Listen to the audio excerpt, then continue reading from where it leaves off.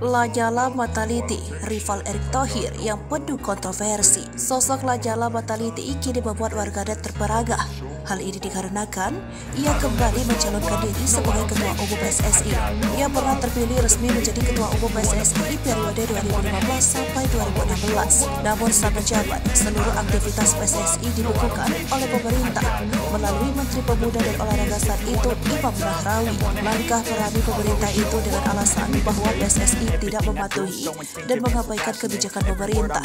Pemerintah meminta Liga Indonesia untuk tidak mengikut sertakan dua klub yakni Persebaya Surabaya dan Arema Kronus FC yang masih bermasalah dalam hal administrasi.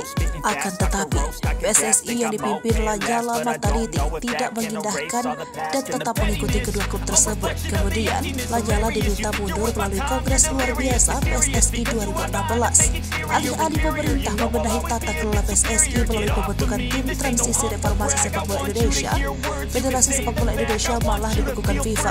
Sebagai induk sepak bola dunia, FIFA memandang pemerintah Indonesia mengintervensi terlalu jauh apa yang dilakukan oleh PSSI. La Nyalla merasa dirinya harus menyelesaikan amanah yang belum dijalankan sebagai Ketua Umum PSSI. Ketua Dewan Perwakilan Daerah RI itu mengaku tidak gentar sekalipun berhadapan dengan Erick Tohir di Bursa Canggetung.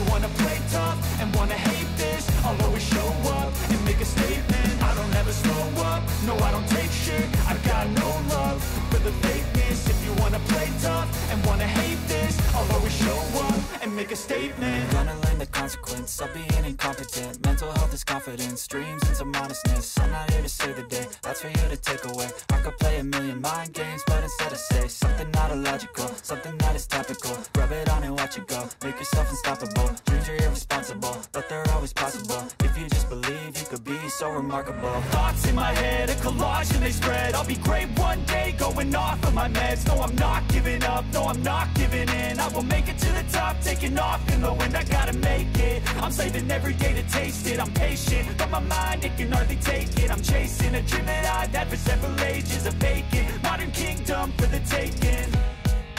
Now that I've been put through hell, I never got